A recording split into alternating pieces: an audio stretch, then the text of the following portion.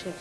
અને મેરે ભાઈ બહેન, કોઈ પણ માતા પિતા સંયમિત જીવન જીવે ને તો આજ પણ રામને, કૃષ્ણને, ગોકર્ણ મહારાજને અને સંતો મહાપુરુષોને આજ પણ જન્મ લેવાનો વિચાર થાય છે, પણ યોગ્ય માતા પિતા મળવા જોઈએ ને। કોઈ કૌશલ્યા બને તો ત્યાં રામ આવવા તૈયાર છે, કોઈ યશોદા બને તો કનૈયો આવવા તૈયાર છે, કોઈ દેવકીજી બને, વસુદેવજી બને તો ત્યાં કનૈયો આવવા તૈયાર છે, કોઈ દેવહૂતિ બને તો ત્યાં કપિલ ભગવાન આવવા માટે તૈયાર છે। તૈયાર તો છે જ ઓલરેડી, પણ ક્ષેત્રફળ તો હોવું જોઈએ ને એમને રહેવા માટેનું।